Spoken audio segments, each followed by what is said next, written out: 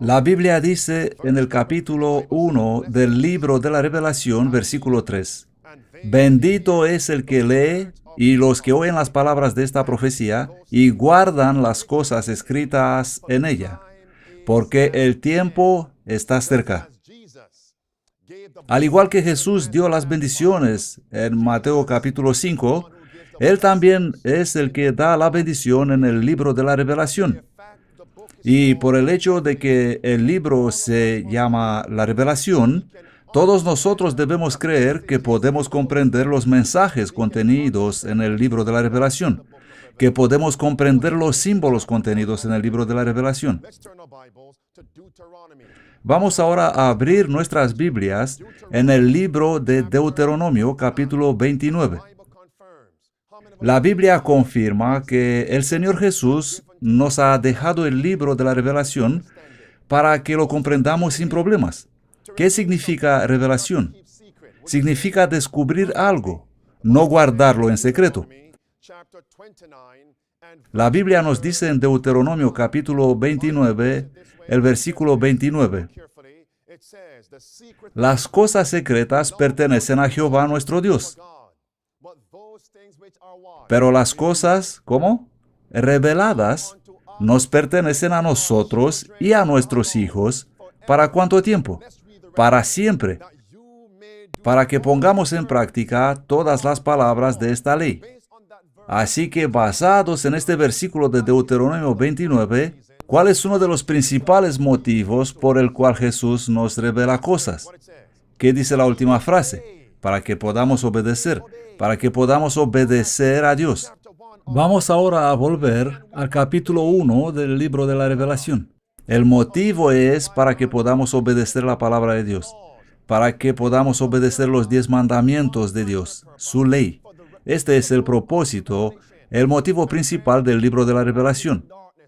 Y amigos, el mundo entero está en tinieblas ahora.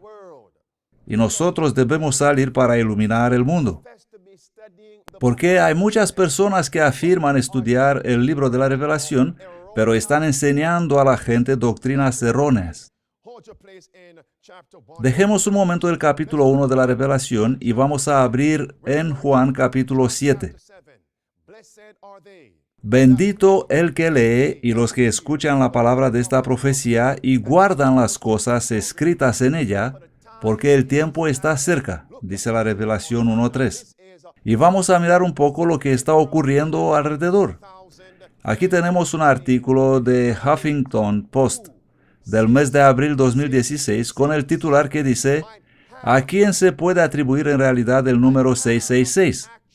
Y a continuación, Morgan Freeman habla sobre la marca de la bestia cristiana con eruditas bíblicos en el canal National Geographic.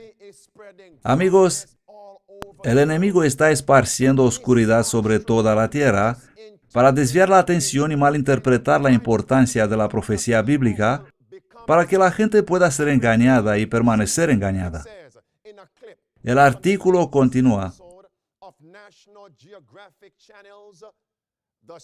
En un videoclip del último episodio de la serie National Geographic titulada La historia de Dios con Morgan Freeman, el actor se encontró con Kim Hines-Eitzen, una profesora de la Universidad Cornell, destacada especialista en cristiandad temprana, para hablar sobre las referencias misteriosas.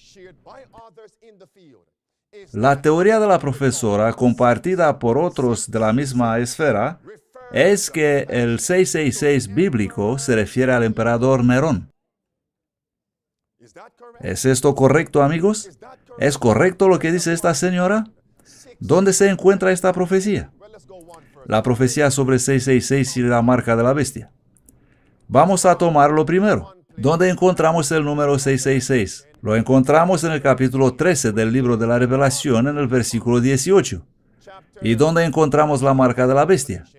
En el mismo capítulo 13 de la Revelación, en los versículos desde 15 a 17, y también en el capítulo 14 de la Revelación, el versículo 9.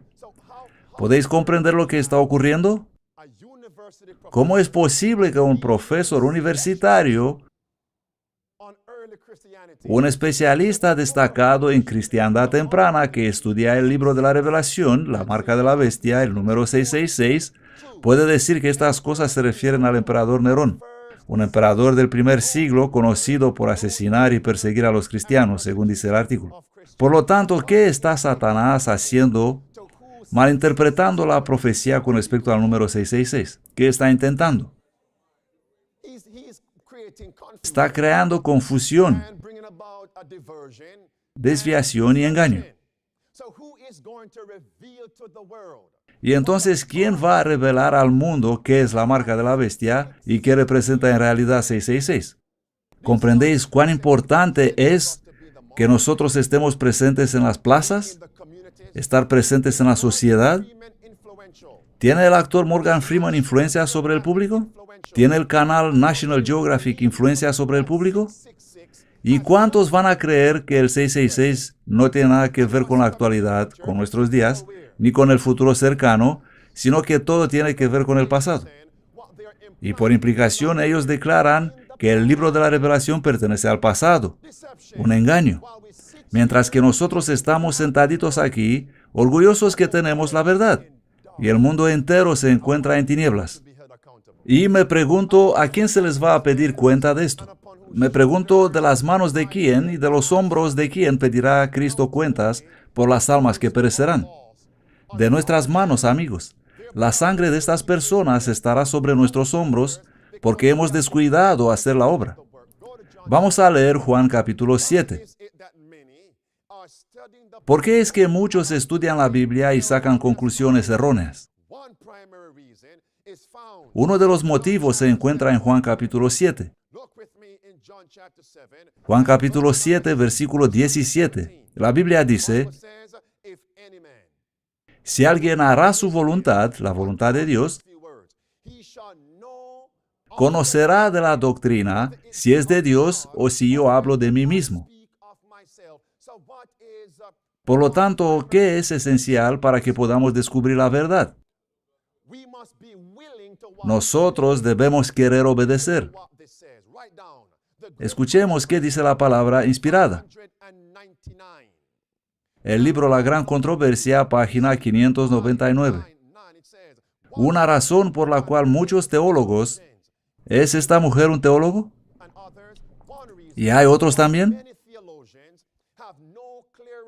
La razón por la cual muchos teólogos no comprenden claramente la palabra de Dios es que ellos cierran sus ojos a las verdades que no quieren practicar.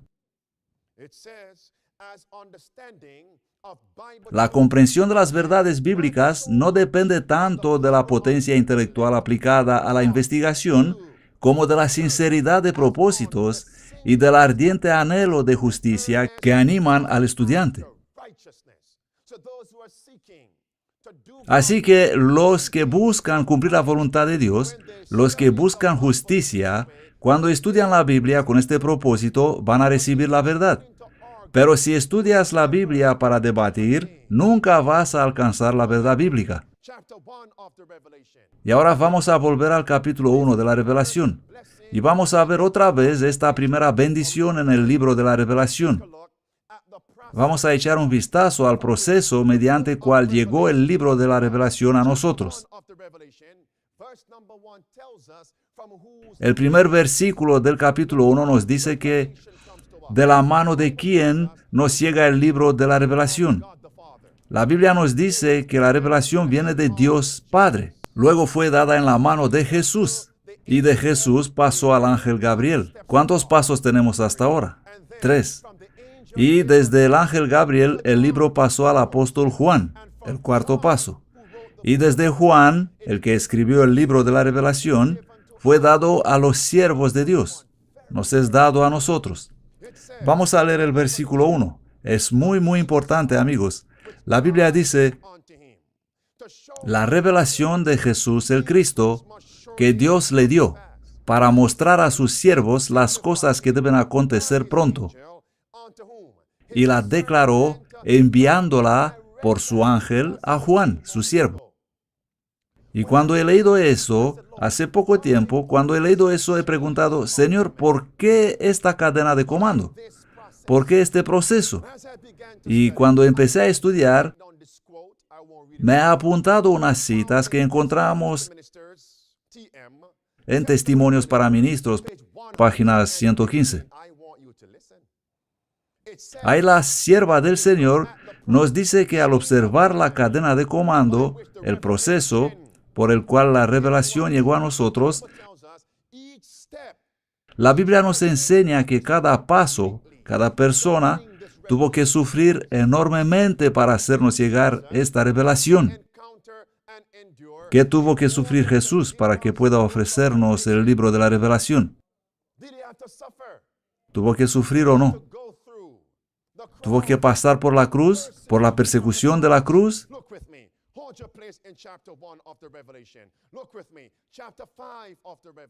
Y vamos a leer en el capítulo 5 del libro de la Revelación, el versículo 1. La Biblia nos muestra aquí una imagen. Aquí vemos al Dios Padre sentado en el trono, y en su mano tenía un libro que estaba sellado. Y cuando Juan vio esto en la visión, la Biblia nos dice que Juan empezó a llorar. ¿Por qué estaba llorando? Porque no se había encontrado ningún hombre digno, nadie que pueda abrir el libro para ver lo que ha escrito y leerlo. Y uno de los ancianos vino a Juan y le dijo, Juan, no llores más. Vamos a leer el versículo 5.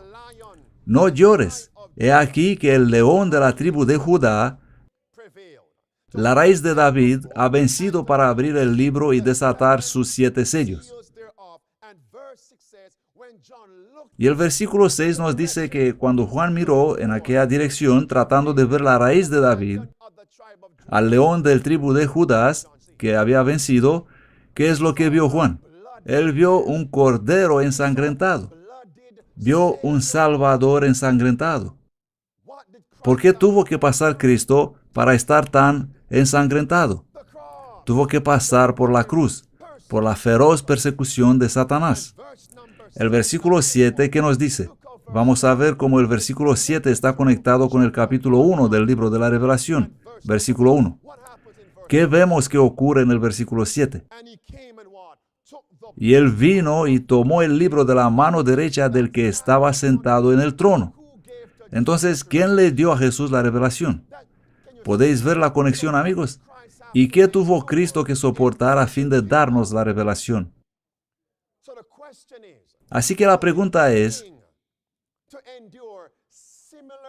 ¿estamos nosotros dispuestos a soportar una crisis similar como la que experimentó Jesús a fin de recibir el mensaje del libro de la revelación y también proclamarlo a un mundo moribundo? ¿Estáis dispuestos, amigos? Porque nosotros tenemos que pasar por eso. De Dios el Padre a Jesús, luego sigue el sufrimiento, y luego de la mano de Cristo, ¿en la mano de quién? En la mano del ángel. ¿Y quién es este ángel de la profecía? Es el ángel Gabriel. Amigos, ¿alguna vez habéis pensado en lo que tuvo que sufrir Gabriel para poder dar la comprensión de la palabra de Dios a los profetas? ¿Os puedo mostrar eso? Bien, decidme entonces, ¿qué tuvo que afrontar Gabriel a fin de poder explicar a Daniel la palabra de Dios? Él tuvo que luchar con Satanás 21 días. Vamos a abrir juntos el libro de Daniel en el capítulo 10. Amigos, cuando yo he visto esto, amigos, ¿sabéis cuántas veces he leído yo la Biblia? ¿Cuántas veces he leído la Revelación, capítulo 1, versículo 1? El libro vino del Padre a Cristo, luego al ángel, y el Señor me hizo ver más profundamente. Mira atento, Andrew, a cada cambio, a cada paso del testigo, a cada transición. Satanás empezaba a guerrear para poder impedir la siguiente persona de recibirlo. ¿Por qué? Porque si aquella persona lo recibía, lo compartía. Y mirad, amigos, cómo estimamos nosotros la Biblia. Vamos a ver el capítulo 10 del libro de Daniel, el versículo 12.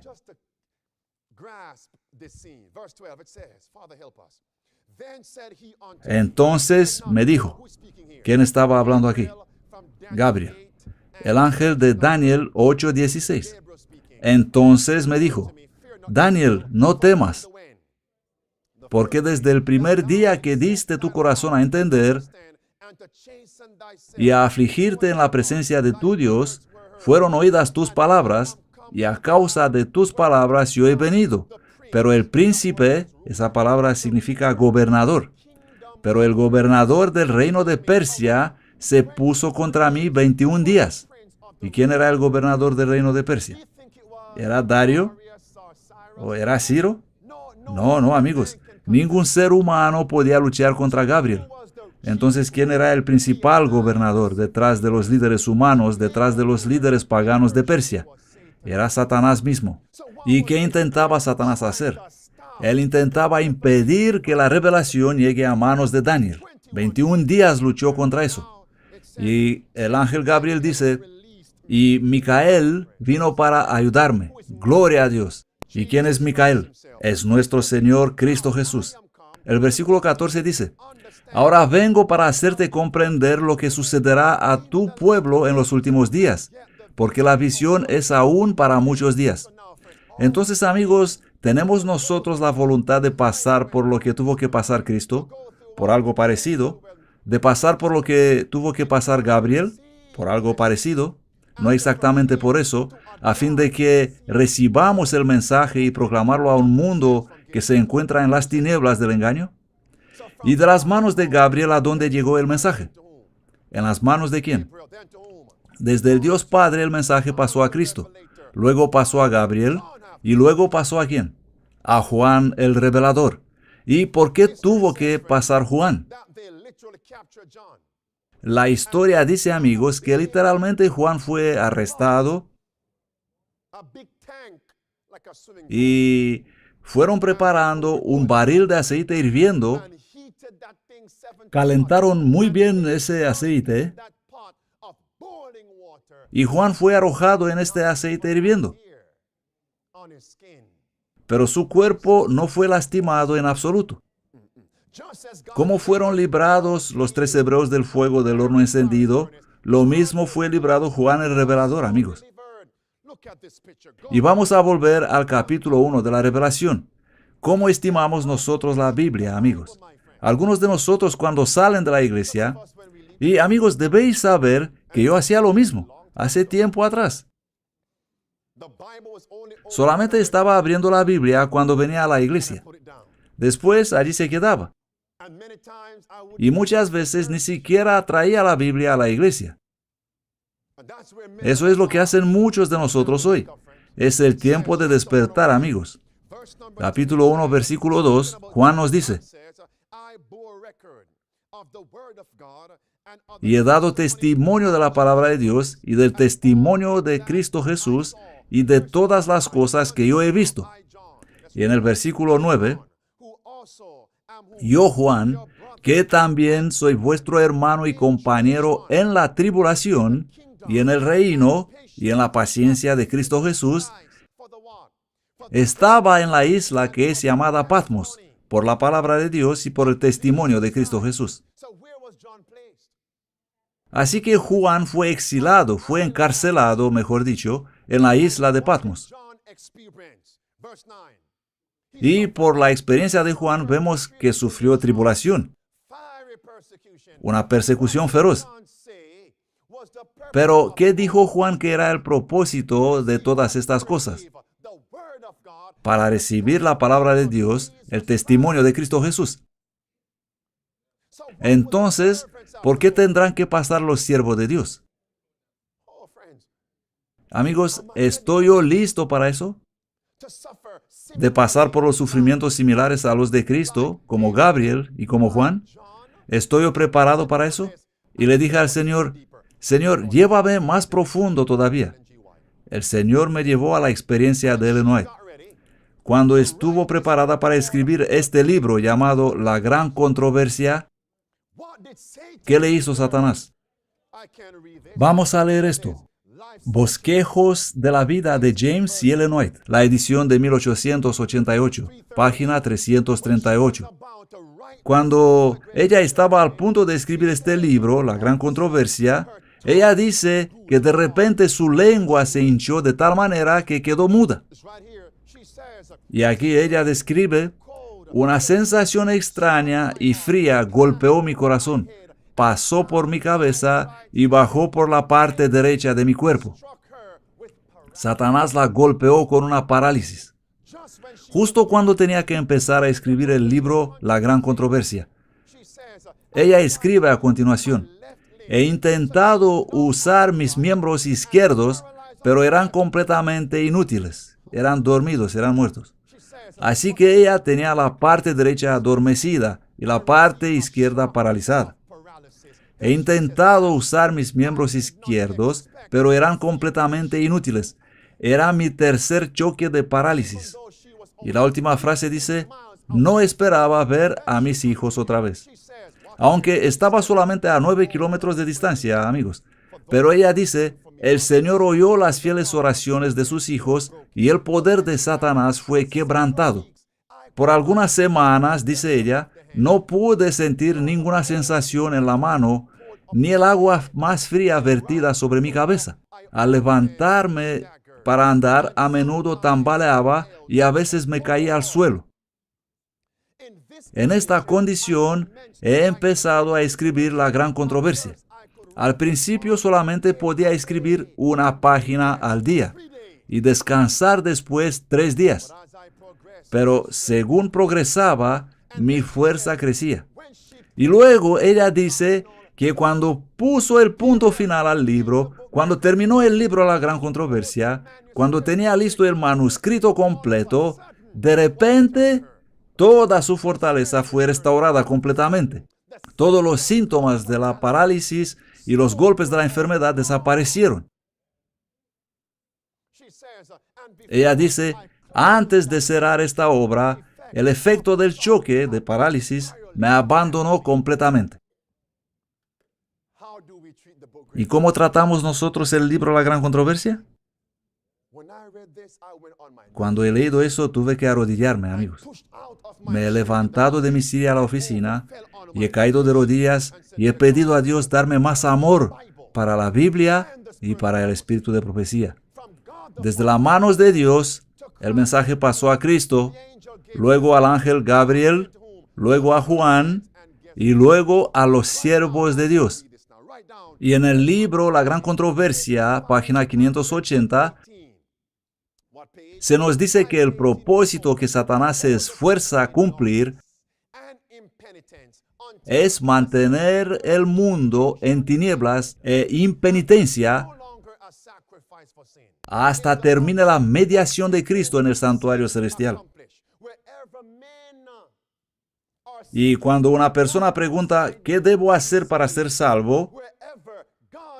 Y en cada reunión donde los siervos de Dios predican la verdad presente, Satanás está presente allí, intentando poner su poder en contra del poder de Cristo y contrarrestar de este modo la influencia del Espíritu Santo. Así que, ¿dónde está Satanás en este momento, amigos? Está aquí. Porque él no quiere que estudiemos el libro de la revelación. No quiere que recibamos la revelación de Dios que se encuentra en la Biblia y en los escritos del espíritu de profecía. Así que cuando los pastores y los administradores están literalmente desmenuzando y descartando el libro de La Gran Controversia, sabemos qué espíritu los está conduciendo.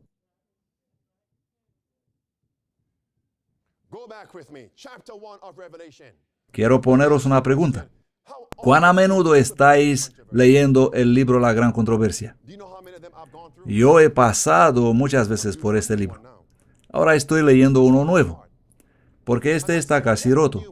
Y en el nuevo libro estoy apuntando nuevas notas mientras estoy leyendo. Este es el libro que sobre todos los demás libros Satanás aborrece con odio satánico, si le puedo decir así. Un odio inigualable. Y aún así nosotros estamos jugando, amigos. Padre nuestro que estás en el cielo, danos un deseo más grande de estudiar la Biblia y el espíritu de profecía, especialmente el libro La Gran Controversia. Es nuestra oración en el nombre de Cristo. Por eso hemos estudiado las 9 bendiciones en el libro de Mateo. Satanás va a luchar con todo su poder porque él no quiere que estudiemos las bendiciones del libro de la Revelación. Capítulo 1 del libro de la Revelación. Miremos el versículo 1.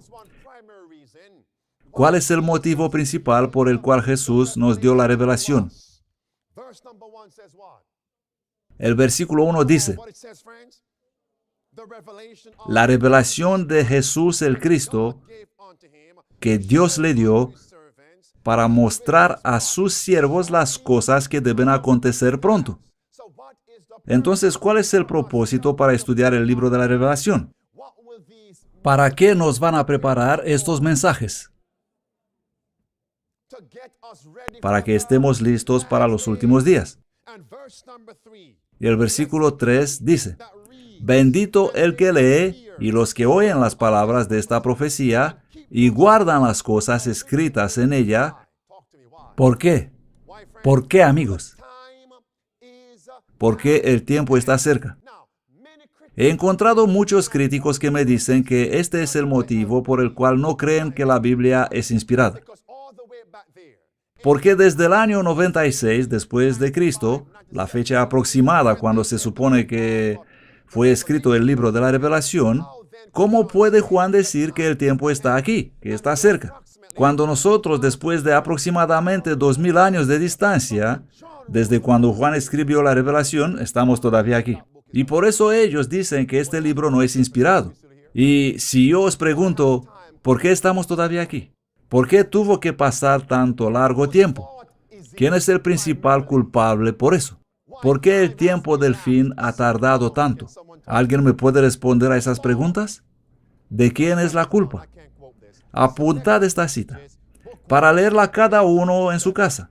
Mensajes Selectos, volumen 1, páginas 67 y 68. Y vais a ver que la culpa es nuestra. Y si volvemos al libro de Deuteronomio capítulo 1, cuando Dios tomó al antiguo Israel de Egipto para conducirlo a la tierra prometida, ¿cuántas jornadas de camino hubo literalmente? Fue un camino, un viaje de 11 días. Pero ¿cuánto tiempo necesitaron ellos para entrar en la tierra prometida? 40 largos años. ¿Y quién fue el principal culpable de eso, amigos? Fue la culpa del profeso pueblo de Dios, fue la culpa de ellos.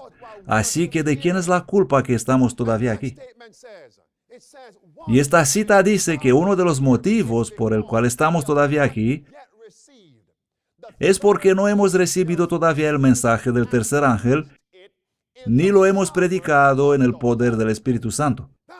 Por eso estamos todavía aquí. Y ahora escuchamos pastores diciendo, deja de predicar sobre la marca de la bestia, deja de hablar sobre la bestia y su imagen, no hables de 666. Y en muchas lecciones de la escuela de sábado, en la guía de estudios bíblicos, como se llama ahora, de la Asociación General, se nos dice que no sabemos lo que significa 666. Y si Morgan Freeman y Kim Eisten llamarán a la Asociación General de la Iglesia Adventista del Séptimo Día para preguntar quién es 666, ¿cuál sería la respuesta popular que recibirán? No lo sabemos. ¿No os parece triste esto, amigos? Y muchos de nosotros tratan las cosas con indiferencia. Esta es la verdad. Por eso estamos todavía aquí. Porque nosotros no sabemos quién es el anticristo, mientras que el mundo está buscando para saberlo.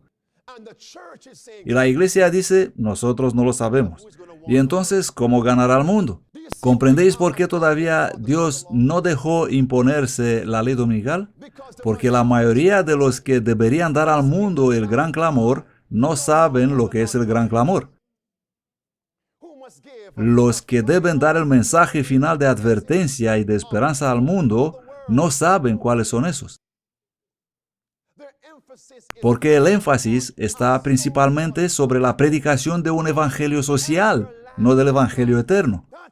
Por eso estamos en problemas. ¿Y esperáis que yo guarde el silencio? Dios, ten misericordia de nuestras almas. Amigos, entonces nos damos cuenta de qué está esperando Cristo. Vamos a mirar la bendición del capítulo 1 de la Revelación. ¿Vamos nosotros a apresurar? ¿Podemos nosotros apresurar la venida de nuestro Salvador?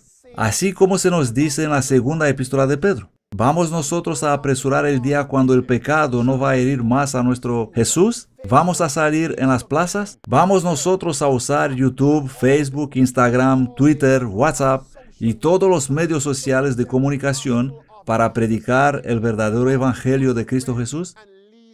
¿Vamos nosotros a alquilar salas públicas para presentar el evangelio eterno y el evangelio de la salud? Es el tiempo que avancemos. El año 2016 es el año para una evangelización asidua. Ese episodio de la serie esa de Morgan Freeman va a ser publicada mañana. Ayer alguien vino aquí y mientras estábamos hablando con esa persona sobre cómo utilizar los medios sociales de comunicación para predicar el evangelio eterno, cuando hemos mencionado el nombre de Morgan Freeman, nos dijo que su compañía recibió un pre-release de este documental.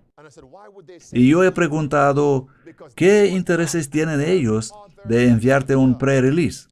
Esa persona me dijo que ellos desean que su compañía y todas las demás compañías de comunicación media hagan ese documental muy público. Es así como se hace en la publicidad. Es como dice la Biblia en Isaías capítulo 60. Levántate, resplandece, porque tu luz ha venido, y la gloria de Jehová ha amanecido sobre ti. Porque tinieblas cubrirán la tierra, y oscuridad a los pueblos. ¿Están hoy las naciones en tinieblas, amigos? Cuando nuestros jóvenes bajaron en el centro de la ciudad de Orlando, donde había una reunión de la Universidad de Florida, la semana pasada, nos podemos dar cuenta, según las respuestas que dieron las personas relacionadas con los eventos actuales y temas de salud, que son completamente ignorantes de la verdad bíblica. Y había también doctores en aquella universidad, personas con títulos pesados, pero ignorando las verdades bíblicas. No nos estamos burlando, ni los queremos agredir, ni condenarlos, porque los que tienen la luz han puesto la luz debajo de la cama. ¿Os podéis imaginar lo que siente Jesús? ¿Quién sabe si no de esas mismas personas que fueron entrevistados por nosotros la semana pasada, algunos pasarán a la tumba, amigos? He visto en un videoclip que hemos preparado después de esa entrevista, he visto un joven erudito que fue entrevistado con respecto a los eventos actuales y nos hemos dado cuenta que no sabía nada sobre las verdades bíblicas relacionadas con lo que ocurre a nivel mundial. Entonces uno de nuestros jóvenes le ofreció el libro La Gran Controversia, el Ministerio de Salud y el folleto sobre la Ley Dominical Nacional y otro sobre el sábado. Y aquel hombre recibió la bolsa y dijo, estaba buscando estos libros porque quiero aprender más.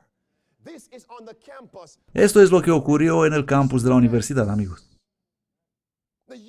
Los jóvenes pueden tener mucha influencia, por eso Satanás no los deja trabajar. Bueno, vamos a avanzar, o si no, no voy a terminar hoy. Amigos, es el tiempo que hagamos progresos. No podemos guardar esta verdad solamente para nosotros. Debemos pedir a Dios que ponga el fuego de la verdad en nuestras almas para que podamos decidir como Jeremías. Su palabra fue en mi corazón como un fuego ardiente metido en mis huesos. He intentado guardar el silencio, pero no pude. Tuve que salir a proclamar la verdad. Cuando comprendemos lo que Jesús hizo por nosotros, no es posible guardarlo solo para nosotros. El libro de la Revelación, capítulo 1, versículo 3 dice, bendito el que lee y los que oyen las palabras de esta profecía y guardan las cosas escritas en ella, porque el tiempo está cerca. Os quiero poner una pregunta. ¿Para quién es la bendición? Voy a esperar tranquilo. ¿Para quién es la bendición? Para los que lean y para los que oyen. Y ahora vamos a mirar más profundamente. Vamos a estudiar juntos, profundo. La bendición es para los que leen, ¿qué? Y oyen, ¿qué? La palabra de esta profecía. ¿Qué profecía? Del libro de la Revelación. Pero no seáis confusos ahora, porque se nos dice que todos los libros de la Biblia se reúnen y terminan en el libro de la Revelación. Todo el libro de la Revelación está formado de citas, de textos, de los libros a partir de Génesis hasta el libro de Judas. ¿Comprendéis lo que quiero decir, no? Todos los libros de la Biblia conducen al libro de la Revelación. Así que debemos estudiar y oír los libros de Daniel y la Revelación, porque estos dos libros en realidad son uno solo.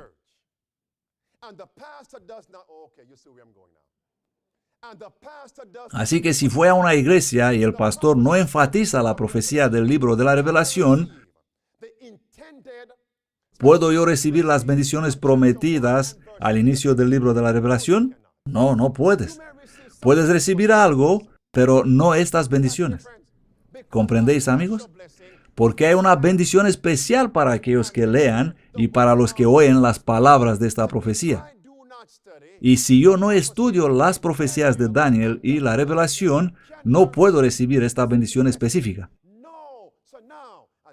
Pero ahora que hemos empezado a estudiar, ¿qué profecía del libro de la Revelación nos muestra el mensaje preparatorio a fin de que seamos listos para recibirlo y proclamarlo para que venga el fin del pecado, para que venga Jesús?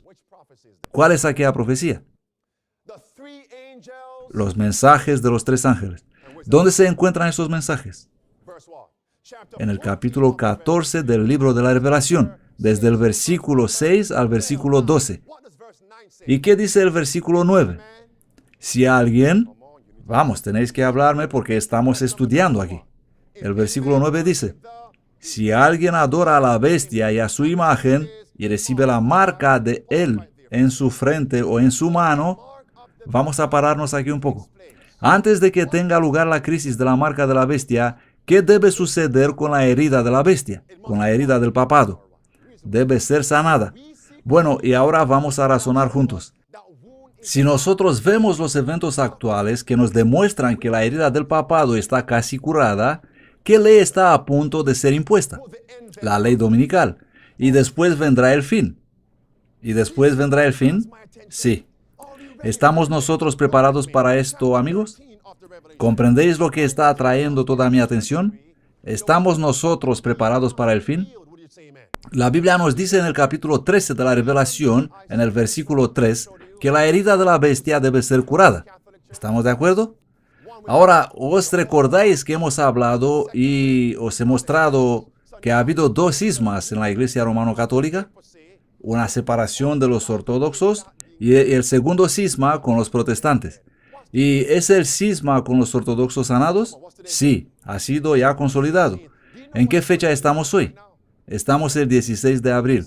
¿Sabéis lo que está ocurriendo en Grecia hoy mismo? Vamos a mirar esto. Esto nos demuestra que el cisma que ocurrió en el año 1054 dividió la Iglesia romana en dos partes, católicos y ortodoxos. Y el Papa Francisco dijo que uno de sus principales objetivos es de unificar las iglesias ortodoxas con la Iglesia católica. Aquí tenemos este artículo del Servicio de Noticias Católicas de 13 de abril de 2016 y el titular dice: Juntos en los márgenes. El viaje a Lesbos sea una señal ecuménica del servicio. Antes de que el santo Juan Pablo II llegue a Grecia en el año 2001, hubo protestas de parte de los creyentes ortodoxos y una vigilia de noche de oración guardada por los monjes del monte Athos, orando para que el Papa no venga. Pero las cosas han cambiado. Lo puedes ver, lo puedes oír y es enorme. Esto es lo que dice el artículo. Y aquí tenemos la revista Crux del 14 de abril de 2016 con el titular Con una misión itinerante en Grecia, Papa fortalece los lazos ortodoxos. Entonces, ¿es una de las separaciones sanada? ¿Y quién será el siguiente que se unirá al papismo? Los protestantes, o mejor dicho, los protestantes apóstatas. ¿Y qué ocurrirá cuando la herida de muerte será completamente sanada? Persecución para el pueblo de Dios. ¿Estamos listos para eso? Pero alabado sea Dios, el fin vendrá muy pronto. El tiempo está casi cumplido. Muy pronto vamos a ver a Cristo Jesús. El capítulo 13 nos dice que cuando la herida está curada, todo el mundo irá en pos del papismo. ¿Quién estuvo ayer en el Vaticano? Quiero compartir con vosotros algo muy importante. Bernie Sanders insta hacia una economía moral durante su visita al Vaticano. Él declaró que necesitamos una solución moral que pueda administrar la crisis económica mundial. ¿Y cuál es esta solución moral? Es el Papa. ¿Y cuál es la solución del Papa? Es la ley dominical. ¿Y cuán cerca estamos de eso? El diario The Guardian dice, Bernie Sanders enfatiza en el Vaticano el bien común.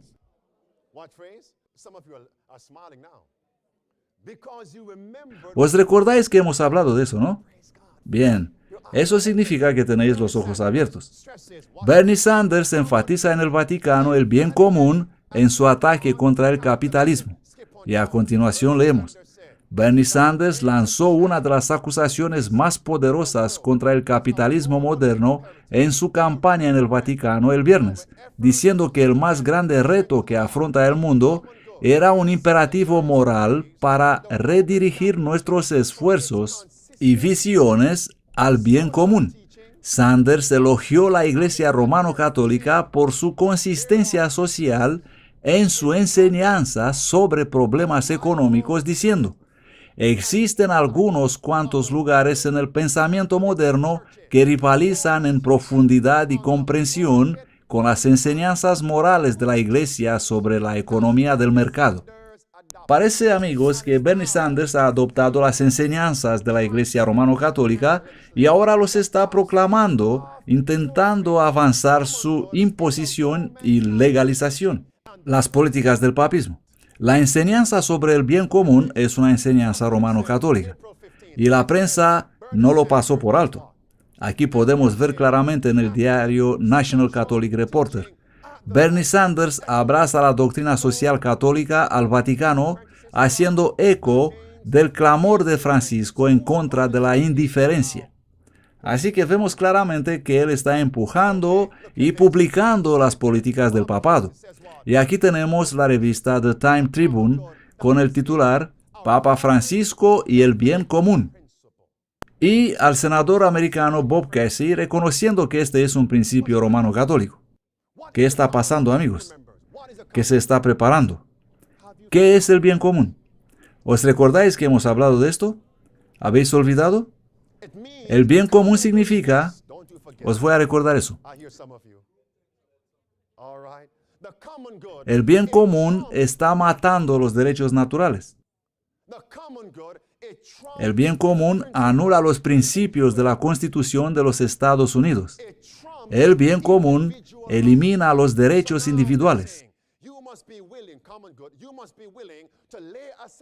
Ellos dicen que debes abandonar tus derechos personales, individuales, que Dios te ha dado, y aceptar la política de los dirigentes de las naciones a fin de solucionar los problemas en el mundo para las multitudes. Este es el bien común. ¿Y quién más nos habla de esto? No solamente el papismo, pero también Alonzo T. Jones.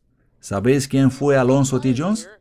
Él fue un pionero del movimiento adventista del séptimo día en los años 1800, en el periodo cuando el Congreso de los Estados Unidos de Norteamérica estuvo a punto de imponer una ley dominical nacional.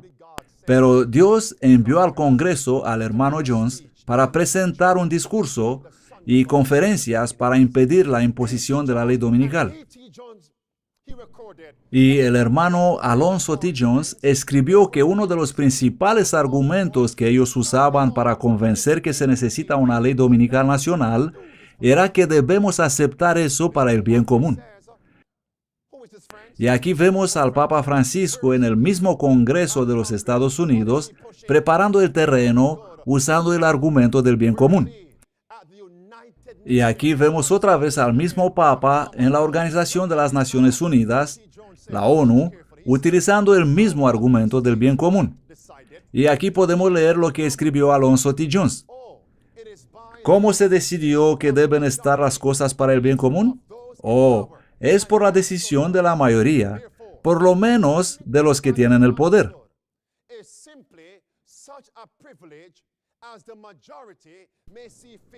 Un derecho natural, por lo tanto, como es limitado por el bien común, es simplemente un privilegio que la mayoría puede considerar conceder. Y esto apartará enteramente el asunto de las manos del Creador. No dejará absolutamente ninguna fuerza para el término natural, porque lo que a una persona se le permite tener, por la mayoría, no puede ser suyo ni por naturaleza ni por nacimiento.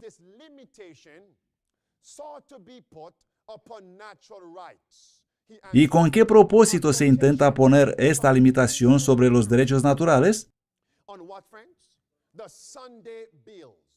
Una cita de la recién audición sobre el proyecto de ley dominical nacional ante la legislatura de Massachusetts nos va a explicar. Uno de los oradores a favor del proyecto de ley dominical dijo: cuando hablamos de los derechos naturales, se debe hacer con limitaciones. Los derechos naturales individuales en la comunidad son subordinados al bien común. La ley sabática, es decir, la ley dominical, ha sido dada para servir al bien común. Nos acercamos muy rápido de esa ley dominical, amigos. Los gobernantes del mundo están buscando una solución moral para resolver la crisis económica para el bien común. Estamos muy cerca de la ley dominical y es el tiempo para que salgamos y ocuparnos de los asuntos de nuestro Padre Celestial. Y me gustaría compartir mi estudio con vosotros. Miremos el capítulo 1 del libro de la Revelación, versículo 3. Bendito el que lee y los que oyen las palabras de esta profecía, dice la Biblia. ¿Estamos de acuerdo que los libros de Daniel y de la Revelación forman un libro completo? Dios el Padre dio la revelación a Jesús. De Cristo el mensaje pasó al ángel Gabriel. Y encontramos también a Gabriel en el libro de Daniel, ¿no es así? Y lo vemos ahí dándole a Daniel una revelación. Es el primer lugar donde encontramos al ángel Gabriel, revelando la profecía a Daniel. En el capítulo 8 del libro de Daniel. ¿Y qué profecía tenemos en el versículo 14? La profecía de los 2300 días. Vamos a hablar de eso más tarde. ¿Cuáles fueron las últimas palabras del ángel Gabriel a Daniel en el versículo 23 y 25 del capítulo 8? No adivinéis. Vamos a leerlo. Porque ahí hay una bendición si leemos y si oímos esta profecía que el ángel Gabriel nos está dando. ¿Qué leemos desde el versículo 23 hasta el versículo 25? ¿Alguien puede decirme? Estoy esperando. Se nos habla de un rey insolente. ¿Quién es este rey insolente? Es el papismo. Y el versículo 24 y 25 nos revelan que el papismo destruirá las naciones usando engañosamente el argumento de la paz. El versículo 25 dice: y en su corazón se engrandecerá y con paz destruirá a muchos. Y se promete la bendición de los que estudian, de los que oyen la profecía bíblica con respecto a este rey altivo de corazón o con semblante indolente, que con la paz destruirá a muchos. En este artículo de 15 de abril de 2016, podemos ver el titular que dice: la Conferencia de Vaticano insta a poner fin a la doctrina de guerras justas. Las enseñanzas de la Iglesia han permitido por mucho tiempo las guerras justas, el uso de la fuerza para poner fin a una agresión injusta, siempre cuando se cumplen ciertas condiciones.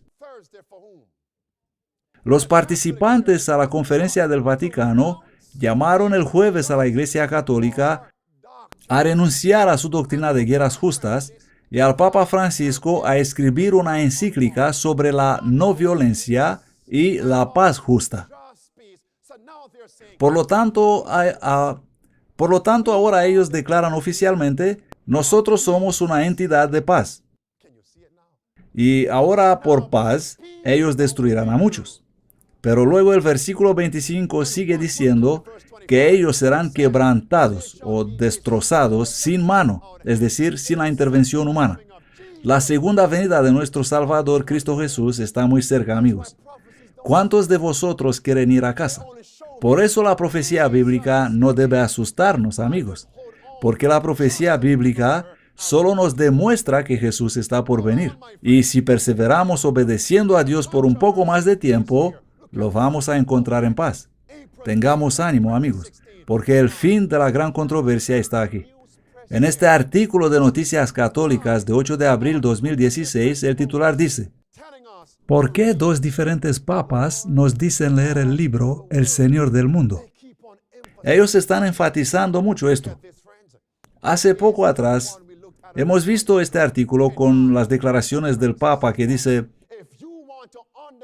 para comprenderme, leed el libro de Robert Hughes, El Señor del Mundo.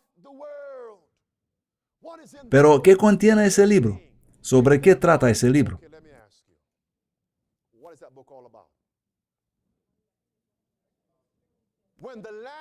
Ahí se nos dice que cuando las naciones experimentan caos, crímenes, guerras, derramamiento de sangre, hambrunas, epidemias, todos debemos volver a la Iglesia Romano-Católica.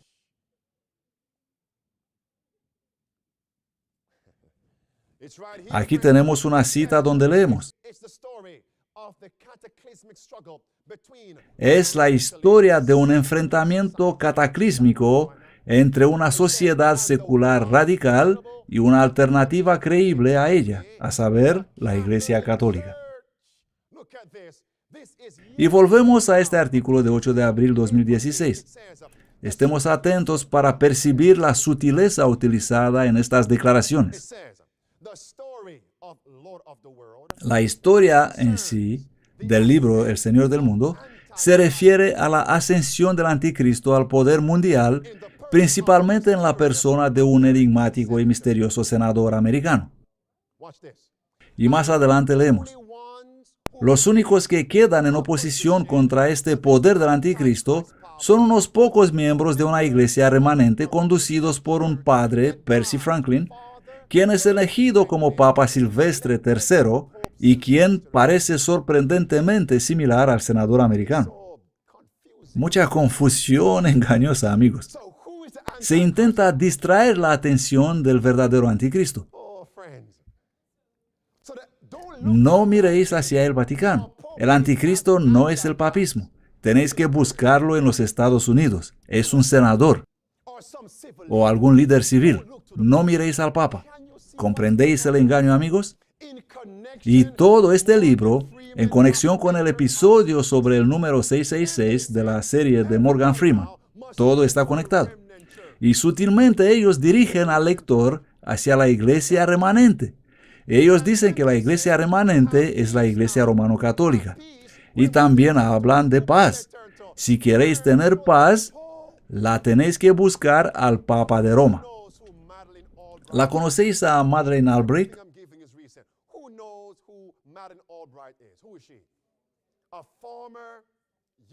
Ella fue secretario del Estado en Norteamérica. En un discurso que ella presentó en la Universidad de Georgetown, dijo que la única forma de tener paz en los Estados Unidos es la unión de la Iglesia con el Estado. Aquí tenemos el diario The Catholic Register de 11 de abril de 2016 con el titular diciendo: "La religión debe ser un aspecto clave en la política internacional", dice Madeleine Albright. Y a continuación se nos dice que ella creció en una generación que fue enseñada a mantener a Dios y la religión tan separado de la política internacional como sea posible. Pero ella sostiene categóricamente que la religión debe ser parte en las negociaciones de la política internacional. En una conferencia presentada en la Universidad de Georgetown el 7 de abril de 2016, ella dijo a los estudiantes y a los miembros facultativos que llenaban la sala del campus que el más grande reto moderno es construir puentes de comprensión y tolerancia. Existen algunos que desean involucrarse en este esfuerzo de construir puentes sin traer la religión en la conversación, dijo ella. A estos les dijo: buena suerte. Y luego continuó instando a los presentes en la conferencia a ayudar a la gente a profundizar su comprensión sobre la religión y el analfabetismo religioso y seguir animando el diálogo para el avance de la causa de la paz. ¿Y dónde fueron presentadas estas declaraciones? ¿De que la iglesia y el Estado deben unirse? ¿Que la iglesia debe inspirar la política civil? Estas declaraciones fueron presentadas en la Universidad de Georgetown. Y os pregunto, ¿por qué en la Universidad de Georgetown? ¿Qué es la Universidad de Georgetown? Es una universidad jesuita.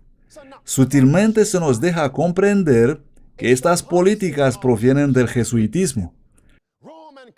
Las políticas romano-católicas que deben influir la política civil. Podemos ver aquí la conexión con Bernie Sanders y el bien común. Y tenemos aquí la declaración reciente del presidente Obama también. Él elogió la Universidad de Georgetown diciendo: han sucedido muchas cosas en Washington en los últimos 2 siglos y Hoyas, el equipo atlético de la Universidad de Georgetown, ha estado siempre en el centro de la atención. Sencillamente este país y este mundo benefician de vuestro compromiso con los principios jesuitas. Oh, la unión entre la iglesia y Estado está a punto de suceder. El fin del mundo está sobre nosotros, amigos. Así que comprendemos, amigos, que el ángel Gabriel nos da la revelación, el descubrimiento, la conexión con la profecía sobre el juicio de Dios.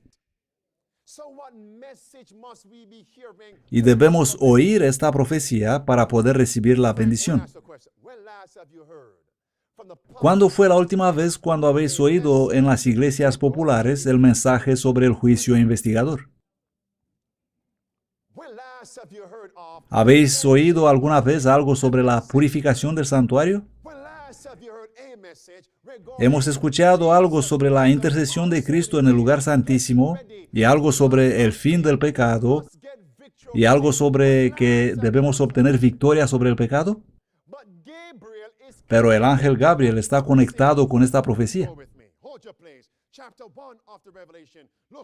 Vamos a abrir las Biblias en el libro de Daniel capítulo 8.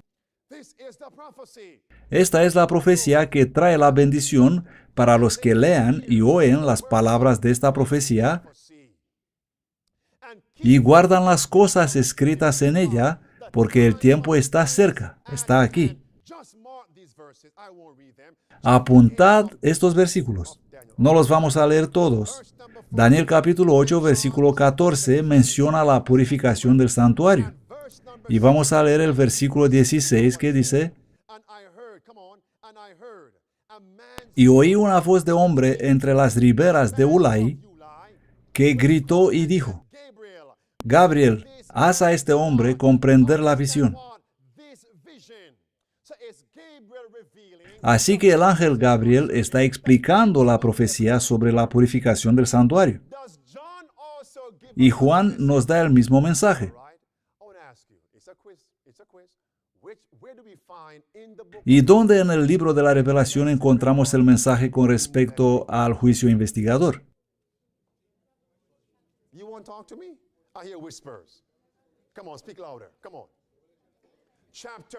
En el capítulo 14, versículo 7. Temed a Dios y dadle gloria a Él, porque la hora de su juicio ha llegado, y adorad a Dios.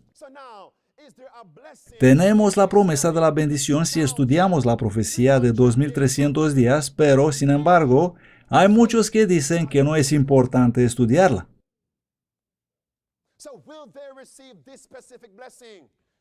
Por eso, amigos, es importante comprender que tenemos que seguir avanzando en el estudio de este mensaje. Y Satanás trabaja de distintas formas para poder confundirnos. Él está introduciendo otras doctrinas, enfatizando su importancia, haciendo que los hombres descuiden lo que dijo Dios que es importante de enfatizar. Y de este modo la gente no va a recibir la bendición. Debemos estar atentos. Este no es tiempo para dormir. Estos asuntos son muy importantes. Vamos a volver al libro de la Revelación, capítulo 1, versículo 1, y recordarnos de quién recibe Cristo la revelación. La recibe de Dios, Padre. Y Cristo le da la revelación al ángel Gabriel. Y de Gabriel la revelación llega a Juan.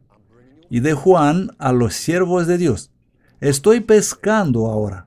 Estoy pescando para almas. ¿Os vais a entregar a Cristo para ser siervos del Señor? Porque los siervos de Dios van a recibir la bendición. ¿Y quiénes son estos siervos?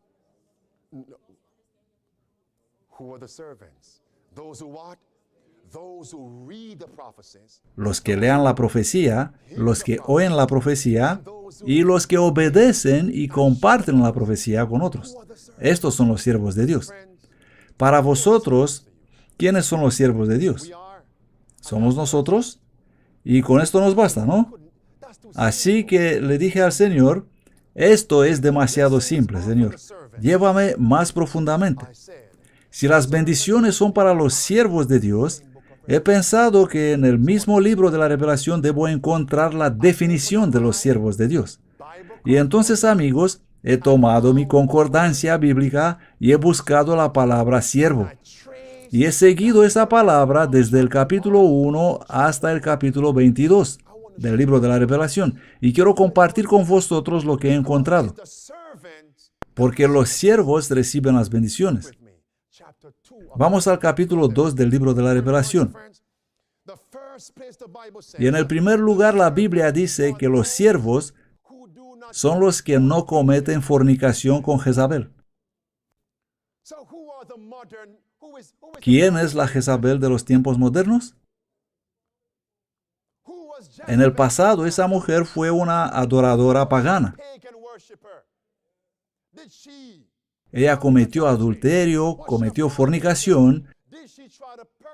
Ella persiguió y asesinó muchos de los profetas de Dios.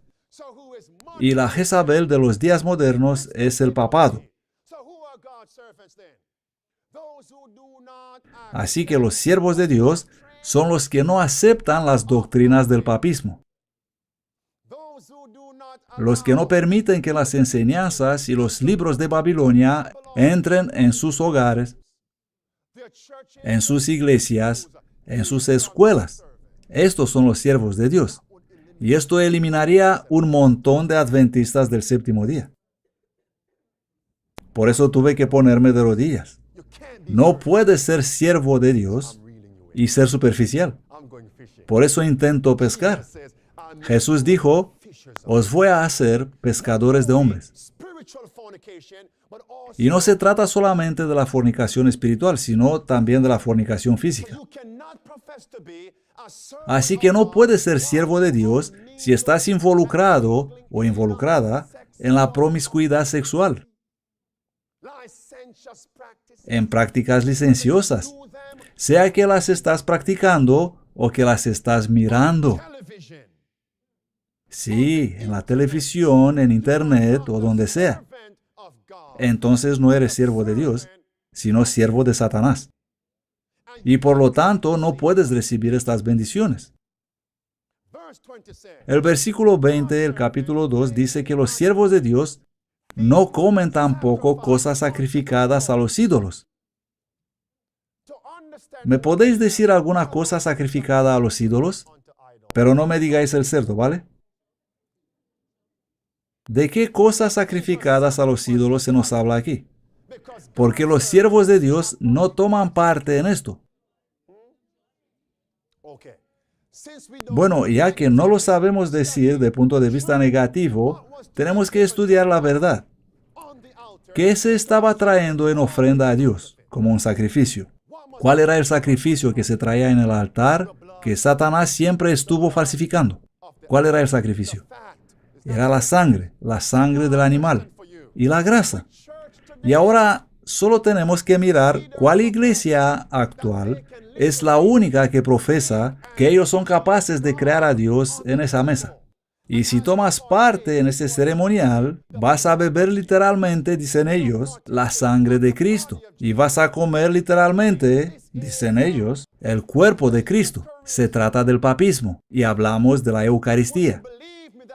¿Me podéis creer que existen personas en la Iglesia Adventista del Séptimo Día que usan en el servicio de la comunión galletas? Sí, amigos, galletas católicas. Y les enseñan a los miembros que no es necesario lavar los pies, sino únicamente tomar parte en la comunión. Está ocurriendo justo aquí en Orlando, Florida. Y aquellos no pueden ser siervos de Dios. Y tenemos también otra aplicación. Porque así como Dios dijo, no comas la sangre, sino que la sangre debe ser puesta en el altar de sacrificio, ¿cómo se puede, en un sentido literal, que algunos de nosotros coman la sangre? Por ejemplo, cuando comemos pescado fresco, nuestro guiso de pescado, cuando comemos todavía pollo, o el pavo, o ternera y chuletas de cordero, y cuando comemos incluso productos lácteos, entonces, amigos, significa que comemos cosas sacrificadas a los ídolos. La carne no debería existir jamás en nuestras mesas. Y se nos dice por la palabra inspirada que existían en aquel entonces personas muy pobres que deberían comer productos lácteos, siempre y cuando no tenían otra cosa. Escuchadme atentos. Pero se nos dice claramente que va a venir el tiempo cuando tendremos que eliminar completamente todos estos alimentos, leche, huevos, queso, productos lácteos en general, porque no son adecuados para la dieta humana. Y la profeta del Señor dijo hace más de 100 años que va a venir el tiempo cuando tendremos que descartar estas cosas. Ella dice que Dios nos va a mostrar cuándo será este tiempo. Yo os pregunto ahora, ¿nos ha mostrado Dios que ha venido ese tiempo? No. Solamente tenemos que mirar los eventos actuales, amigos, las enfermedades. Y si nos vamos al libro de Oseas capítulo 4, Dios nos dice que al llegar los últimos días, y debido a la maldad del ser humano, la palabra de Dios dice que las enfermedades estarán por todas partes, incluso en el reino animal. Las bestias del campo y las aves del cielo y aún los peces del mar fallecerán, dice la Biblia. Todo lo que habita en la tierra desfallecerá, dice la Biblia. Y eso significa estar enfermo. Y no es de extrañar que muchos entre nosotros están luchando con la diabetes de tipo 2. Por culpa de la dieta, amigos. Por culpa del estilo de vida. No toméis esto a la ligera. No es una condena. Jesús dijo que Él vino para que tengamos vida y para que la tengamos abundantemente. Y ahora vamos al capítulo 19 de la Revelación. Aquí vemos otra vez a los siervos de Dios. Ellos no toman parte en estas cosas, de los cuales hemos hablado, ¿no? Así que es importante saber que cuando un pastor os dice que la reforma pro salud no es importante y que podéis comer tranquilos carne y productos de origen animal, debéis saber que ese pastor está gobernado por una influencia satánica. Espero que comprendáis esto, amigos. Ellos están rechazando el espíritu de profecía, la palabra de Dios. Así pues, en el capítulo 19 del libro de la Revelación, vemos quiénes son los siervos de Dios. Vamos a leer el versículo 5. Y salió una voz del trono diciendo, Alabad a nuestro Dios todos sus siervos y los que le teméis, pequeños y grandes. Entonces, ¿quiénes son los siervos de Dios aquí? ¿Podemos pararnos para estudiar un poco este aspecto? Debe existir más enseñanza que prédicas. No vengas a la iglesia diciendo que todo lo que quieres, así como sabemos que está pasando en muchas iglesias, solo lo que quiero es sentirme bien, cantar y bailar. No, amigo, no debes hacer esto. La palabra de Dios nos debe hacer pensar, y pensar muy profundamente. Aquí vemos que los siervos de Dios son los que temen a Dios. Y ahora, cuando leemos esto, ¿qué os viene en la mente? ¿Quiénes son los siervos de Dios? ¿Qué mensaje han recibido ellos, puesto que temen a Dios? Ellos han recibido el mensaje del primer ángel. ¿Qué dice este mensaje? Temed a Dios y dadle gloria a Él, porque la hora de su juicio ha llegado, y adorar a aquel que hizo el cielo y la tierra, y el mar y las fuentes de las aguas. Temed a Dios y dadle gloria a Él.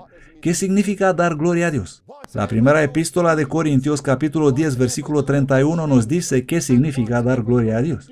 Por tanto, ya sea que comáis, o que bebáis, o que hagáis cualquier otra cosa, hacedlo todo para la gloria de Dios. Y hay otra aplicación al término de temer a Dios.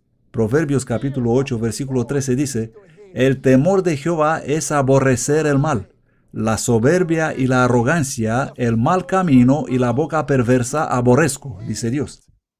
Amigos, es el tiempo de examinarnos a nosotros mismos. ¿Somos nosotros siervos de Dios? ¿Soy yo un siervo de Dios? Tengo que odiar el mal. ¿Y quién es el único que me pueda dar poder para odiar el mal? ¿Quién es el único que os puede dar fortaleza para odiar el mal? Cada día estoy pidiendo a Dios, Señor, ayúdame a amar las cosas que solía odiar. Sí, amigos, porque he pasado por ese camino. Cualquier cosa buena que podía hacer, no me interesaba hacerla. Y estaba siempre interesado en las cosas malas del mundo. Y tuve que orar a Dios para ayudarme a odiar las cosas que solía amar del mundo. Y poder ahora amar las cosas que solía odiar sobre la verdad. Es una experiencia diaria. Porque Jesús dice que debemos renunciar a las malas palabras de la boca perversa. ¿Qué significa eso? Se trata de las conversaciones perversas. Se trata de cómo hablamos unos con otros. ¿Quiénes son los siervos de Dios? Los que son convertidos. ¿Cómo estuvieron tus conversaciones la semana pasada, amigo? ¿Cómo hablaste con tu esposa? ¿Cómo hablaste con tu esposo? ¿Cómo trataste a tus compañeros de trabajo? ¿Eres de verdad un siervo de Dios? Es el tiempo para una conversión del corazón. Vamos ahora al capítulo 10 del libro de la Revelación. Vamos a leer el versículo 7. Y mientras leemos, decidme quiénes son los siervos de Dios.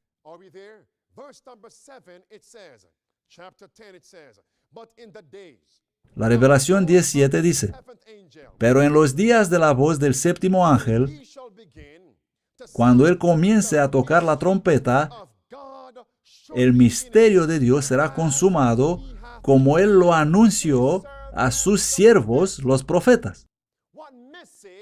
¿Qué mensaje predicarán los siervos de Dios? No dice el tercer ángel. Vamos, lee del versículo 7. ¿Qué predicarán los siervos de Dios? Lo dice ahí muy claramente. Predicarán que el misterio de Dios debe ser consumado. ¿Y ahora qué pregunta surge? ¿Cuál es el misterio de Dios? ¿Y cuál es la respuesta? ¿Sabéis cuál es el misterio de Dios, salvo para servir? No me obligáis a volverme triste, porque deberíais saberlo. El misterio de Dios es Cristo en vosotros, Cristo en mí, la esperanza de gloria. Y vamos ahora a la epístola de los Colosenses. La epístola a los Colosenses capítulo 1. Así que los siervos de Dios deben recibir el misterio de Dios en sus corazones y proclamar ese misterio al mundo, porque no podemos proclamar nada que no hemos recibido. Y el misterio de Dios es Cristo en nosotros, la esperanza de la gloria. Bien, y ahora vamos a ir un poco más profundo. El misterio de Dios es Cristo en nosotros, la esperanza de la gloria. ¿Y cuál es el resultado final de tener a Cristo en nosotros? Es la victoria sobre el pecado. Es la perfección del carácter. Así que este es el mensaje que proclamarán los siervos de Dios. Victoria sobre el pecado. Podemos tener victoria sobre el pecado. Y si algún pastor os va a decir que vamos a pecar hasta la venida de Cristo, debéis saber que la influencia que está detrás de ese pastor no es de Dios. Vamos a ver Colosenses capítulo 1, versículo 26. La palabra de Dios dice: el misterio escondido desde los siglos y por generaciones, pero que ahora ha sido manifestado a sus santos, a quienes Dios quiso dar a conocer las riquezas de la gloria de este misterio entre los gentiles, que es Cristo en vosotros, la esperanza de gloria. Y el versículo 28, a quien nosotros predicamos, amonestando a todo hombre y enseñando a todo hombre en toda sabiduría, a fin de presentar perfecto en Cristo Jesús a todo hombre. Esto es lo que van a predicar los siervos de Dios, amigos. El misterio de Dios debe ser completado. Cristo en nosotros. Eso traerá en nosotros la perfección del carácter. Y se nos dice que los gentiles deben oír este mensaje. Y no debemos preguntarnos por qué. ¿Sabéis quién es Joel Osteen? ¿Sabéis quién es T.D. Jakes? ¿Sabéis quién es Franklin Graham? ¿Sabéis quiénes son estos hombres? ¿Y otros como ellos? Y por supuesto, Joyce Meyer. Tengo que añadirla aquí. Es asombroso que incluso adventistas del séptimo día siguen a Joyce Meyer, una mujer pastor carismático. Y qué triste, amigos. ¿Qué les dicen todos estos hombres y mujeres a los miembros de sus iglesias? Que nunca se puede obtener victoria sobre el pecado. Entonces este mensaje, ¿quién debe proclamarlo? Los siervos de Dios. ¿Pero podemos presentarlo si no lo experimentamos? No, en absoluto. Tenemos que preguntarnos si estamos consiguiendo victoria sobre el pecado. Muchas veces me estoy examinando a mí mismo, mirando atrás a mi vida y preguntándome si aún estoy amando las cosas que solía amar. Deberíamos ser capaces de mirar atrás y ver crecimiento, amigos, porque si no, significa que somos enanos espirituales. ¿Podéis ver crecimiento en vuestras vidas, amigos?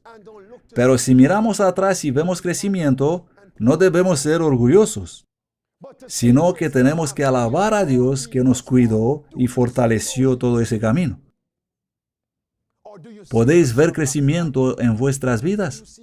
¿O estáis cayendo hacia atrás?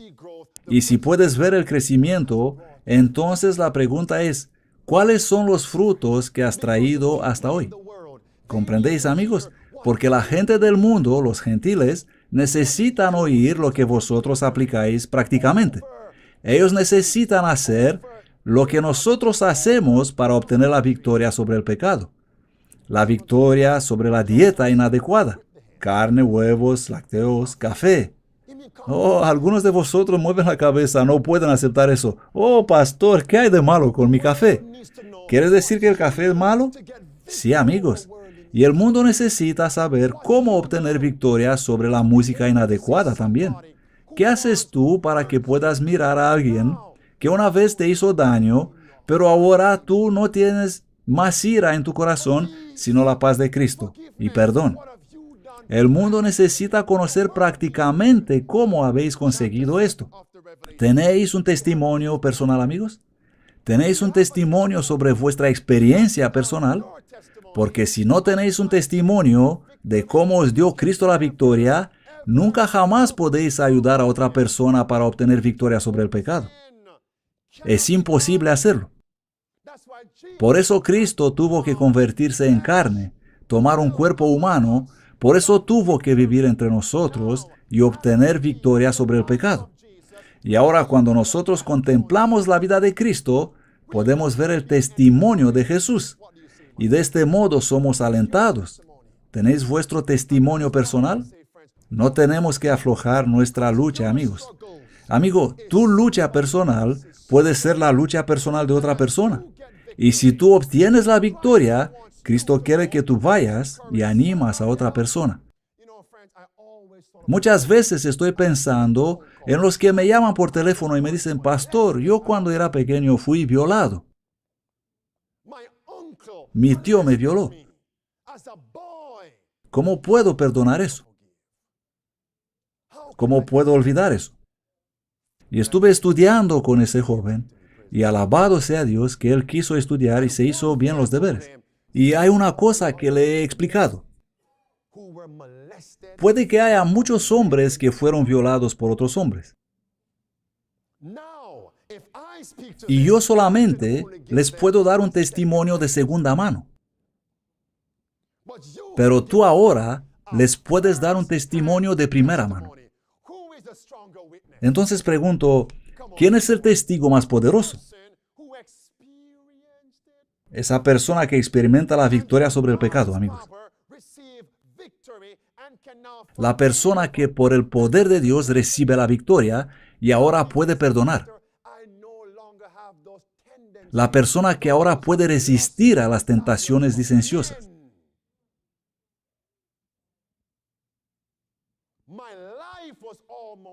Existen vidas destruidas por lo que han experimentado como niños. Por eso tenemos que ser capaces de sentarnos con los que sufren y presentarles consejos prácticos de la palabra de Dios, decirles cómo conseguir la victoria si ellos buscan la victoria. Como siervo de Dios, nosotros debemos tener un testimonio personal. Os puedo dar miles de ejemplos. Pastor, estoy luchando con la dependencia de marihuana. ¿Me puedes llamar por teléfono? Y he encontrado muchos adventistas del séptimo día que no quieren decir nada con respecto a la marihuana. Incluso hay algunos que dicen que es buena para propósitos médicos. Pero mejor no hablar de ellos, ¿eh? Mejor no hablar de ellos. Y amigos, si alguien que está luchando con alguna dependencia viene y me pide consejo, yo le puedo decir que antes de encontrar a Cristo, yo hacía exactamente lo mismo. Yo no me fui a ningún curso público antidependencia de 10 días. Yo me fui directamente a Jesús. Estaba en Jamaica, en el campo, con mi pequeña Biblia de bolsillo, leyendo los proverbios y los salmos y reclamando esas promesas. Y si Dios no me hubiera traído aquí y darme la victoria, yo no estaría hoy aquí. Posiblemente hubiera muerto en aquel accidente de coche o convertirme en un inválido de por vida como otros. Dios me dio la victoria. Victoria en Jesús. Necesitamos la perfección. Cuando Dios creó a Adán y Eva, Adán no estuvo fumando un puro para tener alguna inspiración. No, era la palabra de Dios lo que le daba la inspiración. Hoy la cultura está engañando al pueblo de Dios. ¿Sabéis por qué? Porque a ellos les gusta la cultura. Porque si no deseas algo, no te sientes atraído hacia ellos. Pero el deseo nos conduce hacia esa parte, hacia el mundo. Y debemos reconocer que todos tenemos la tendencia hacia las cosas del mundo. Pero la palabra inspirada nos dice en el libro El deseado de todas las gentes, página 671, que Cristo ha dado su Espíritu como poder divino para vencer todas las tendencias hacia el mal, hereditarias y cultivadas, y para grabar su propio carácter en su iglesia. Amigos, amo este mensaje. Es la bendición para el pueblo de Dios, para los siervos de Dios. Todos afirman que son siervos de Dios, pero ¿quiénes son verdaderamente siervos de Dios? Capítulo 7, amigos. Oh, amigos, mirad el reloj. El tiempo...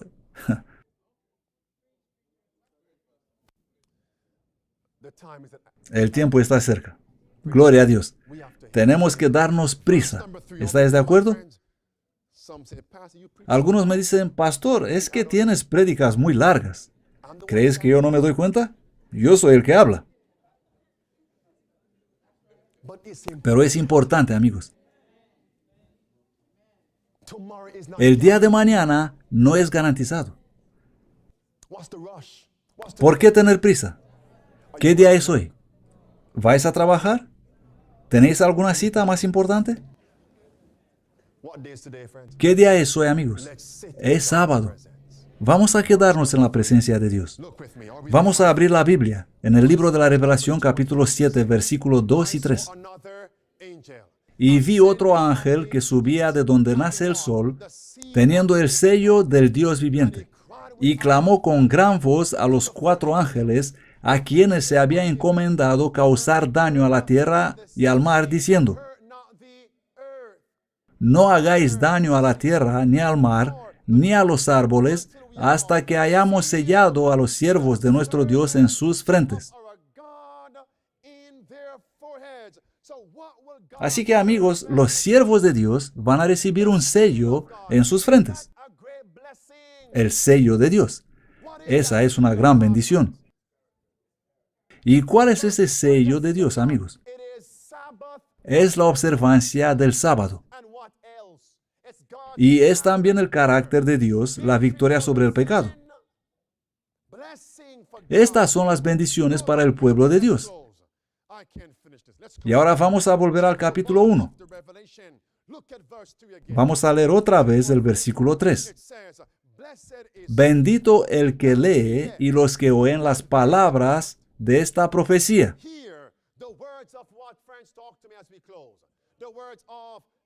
Es decir, de la profecía que se encuentra en el libro de la Revelación.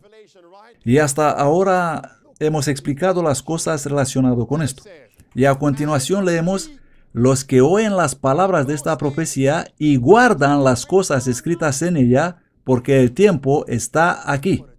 El tiempo está cerca. Si eres un lector superficial, vas a pasar muy rápido este texto sin comprender nada. ¿Qué tenemos que hacer nosotros si el tiempo está cerca? Si el tiempo está aquí. Debemos guardar las cosas que están escritas en esta profecía. ¿Y cuáles son esas cosas? Esto significa estudio, amigos. Masticar y analizar con atención cada palabra y cada frase. ¿Cuáles son las cosas que debemos guardar? Sí, veo que os está despertando el interés. Salvo para servir, y jóvenes, estoy haciendo una encuesta. Como una encuesta para ver qué sabéis. ¿Qué cosas debemos guardar? Yo no lo sabía tampoco. Podía decir cualquier cosa. Pero he entendido que dice que debemos guardar las cosas que están escritas en esta profecía, específicamente. Y entonces me he dado cuenta que se trata de las cosas escritas en el libro de la Revelación. Y entonces, ¿qué hice? He cogido la palabra guardar y empecé a buscar para ver qué hay que guardar. Y he encontrado muchos textos que nos dicen que tenemos que guardar algo. No los puedo leer todos porque tengo que terminar. Pero vamos a leer, por ejemplo, el capítulo 14, versículo 12. Esto lo conocemos todos, ¿no? Aquí está la paciencia de los santos. Aquí están los que guardan los mandamientos de Dios y la fe de Jesús. Amigos, ¿qué es lo que vamos a necesitar estos últimos días? ¿Qué tenemos que guardar? Los mandamientos de Dios y la fe de Jesús. Y paciencia. ¿Por qué necesitamos paciencia? ¿Cómo se desarrolla la paciencia? A través de las pruebas. Y como pueblo de Dios vamos a pasar por las pruebas. Y en las pruebas tenemos que guardar los mandamientos de Dios y la fe de Jesús. Es la fe de Cristo la que necesitamos y será esencial para nosotros. Nosotros debemos tener la fe de Cristo para poder afrontar las pruebas, la crisis que se acerca. La fe de Cristo fue poderosa, grandiosa. Nosotros necesitamos esa fe que puede soportar el cansancio, que puede soportar la espera, que puede soportar el hambre. Necesitamos esa fe que nunca va a fallar, a pesar de lo difícil que puede ser la prueba. En las pruebas debemos desarrollar la fe y guardar las cosas que están escritas en esta profecía. Muy pronto vendrá un tiempo cuando nos vamos a sentir cansados. Vamos a estar emocionalmente acabados. Vamos a estar mentalmente confusos. ¿Sabéis cuántas personas se suicidan cada día? Debemos recordarnos las promesas de Jesús, las palabras de Jesús, los mandamientos de Jesús. Necesitamos su fe. Debemos comprender esta necesidad nuestra. ¿Quién puso a Juan en la isla de Patmos? ¿Se ha ido él solo y se sentó en la isla de Patmos? No, amigos. La iglesia lo puso ahí. La iglesia y el Estado. La iglesia y el Estado intentaron matar a Juan unas cuantas veces y finalmente lo exiliaron en la isla de Patmos. La iglesia y el Estado. Pero, ¿qué dijo Juan?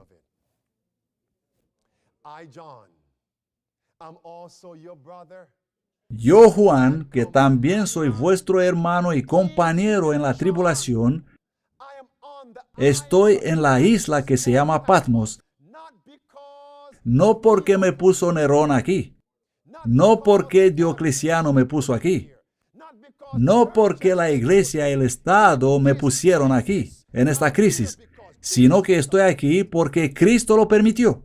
Vamos a leer esto, amigos. Vamos a leer esto. Deberíais verme en mi casa cuando he comprendido esto en mi estudio.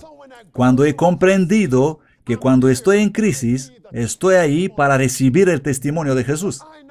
Y ahora puedo animar a otra persona que se encuentra a sí misma en la crisis, que se encuentra en un posible barril de aceite hirviendo. ¿Habéis pasado alguna vez por una crisis donde habéis dicho, ya está, ya no puedo más? Eso es para el testimonio, amigos. Veo que no me escuchéis. Vamos a leer el versículo 9. La Revelación 1:9. Yo, Juan, que también soy vuestro hermano y compañero en la tribulación y en el reino y en la paciencia de Cristo Jesús, estaba en la isla que se llama Patmos por la palabra de Dios y por el testimonio de Cristo Jesús. ¿Y a quién culpó Juan? O mejor dicho, ¿quién dijo Juan que permitió que él sea exiliado en aquella isla? Por eso se nos dice por la palabra inspirada que Jesús mide y pesa cada tentación antes de permitirla llegar a nosotros.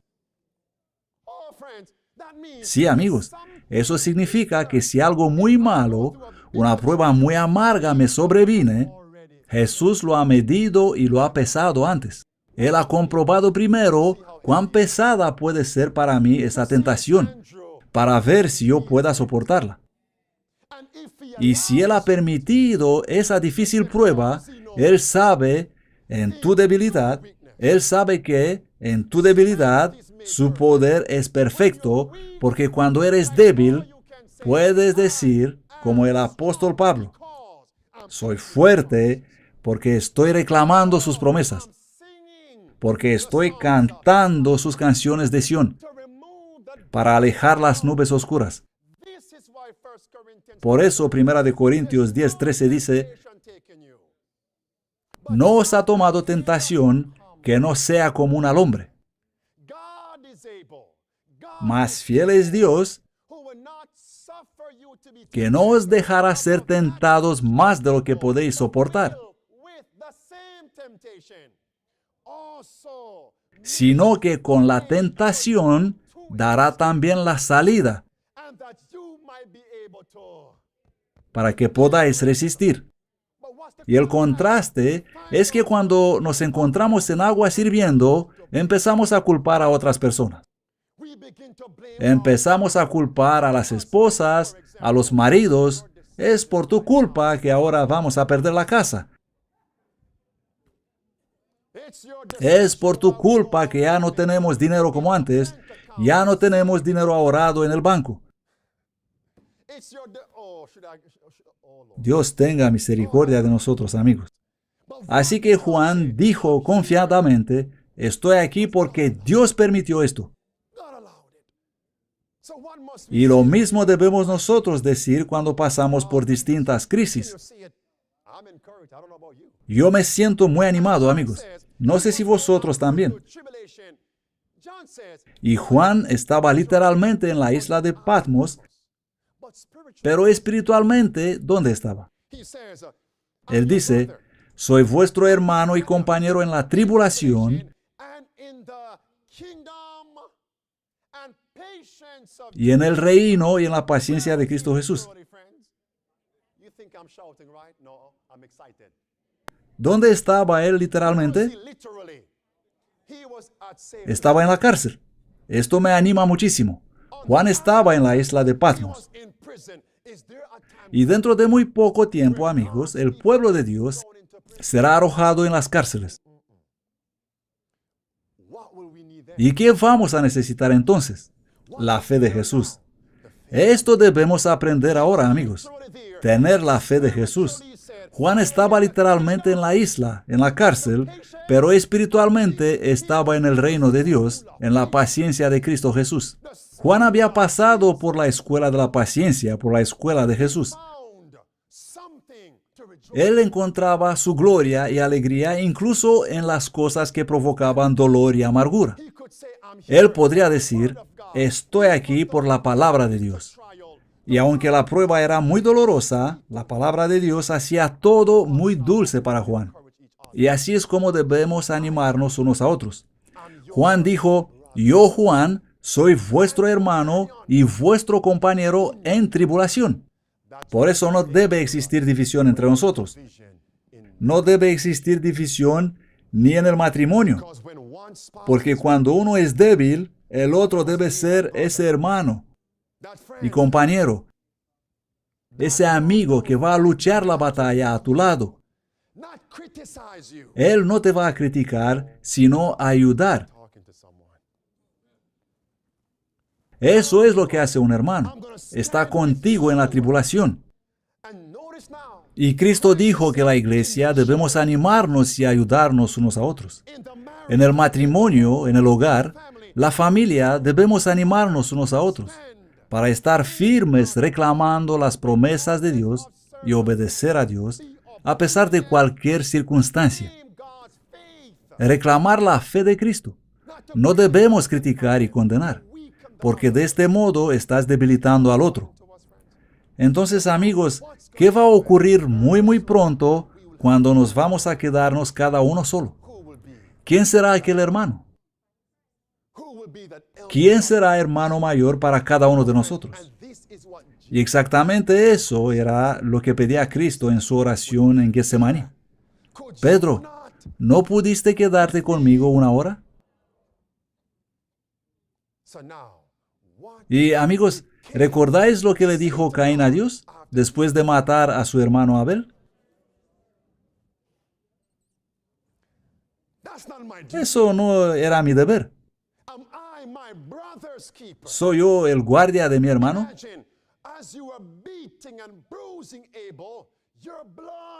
Imagínate golpear y maltratar y matar a tu hermano sin ningún poco de compasión. Sí, amigos. Cosas similares ocurren en los matrimonios. Dices cosas que hieren a tu esposa. Dices cosas que hieren a tu esposo. Cosas que hieren a tus hijos. Ellos están llorando Y tu corazón es tan insensible. Y eso significa que estás diciendo literalmente, ¿soy yo guardia de mi hermano? No somos convertidos, amigos. Necesitamos convertirnos. Debemos ir a Getsemaní y decir, Padre Celestial, que no se haga mi voluntad sino la tuya. Y la pregunta vuelve y dice, ¿vas a entregarte completamente a Dios? Porque Cristo se entregó completamente para ti. ¿Vas a entregarle todo? Este es el llamado que nos hace el Señor hoy. ¿Vas a entregarle todo? ¿Vas a entregarte completamente? ¿Comprendéis vuestra necesidad para obtener la fe de Cristo? Yo comprendo mi necesidad. ¿Y vosotros? ¿Comprendéis vuestra necesidad para esta fe? Que dejes de culpar a otras personas y las circunstancias y simplemente decir, gracias Señor por estas pruebas. Solamente dame poder para soportarlas. ¿Qué decís, amigos? Yo cuando hablo con las personas que buscan consejo, siempre les digo, mira, no puedes elegir qué prueba tener. No puedes. No puedes decirle al profesor qué debe enseñarte hoy. ¿Te imaginas entrar en la clase y decir al profesor, hoy quiero aprender tal cosa? Y todos nosotros estamos en la escuela de Jesús. Y Él tiene para nosotros lecciones cada día. Y nosotros no debemos decirle qué enseñarnos, sino pedirle sabiduría, fe y paciencia para soportar la prueba. Es una perspectiva distinta. Esto es lo que necesitamos. Y no solamente una perspectiva, sino la mejor perspectiva, la perspectiva correcta. Todo lo que necesitamos es la mejor y la verdadera perspectiva de vida. Si no queréis aprender esto ahora, no lo vais a aprender nunca, amigos. Y el tiempo está como, el tiempo está cerca, está aquí. Ahora tenemos que aprender.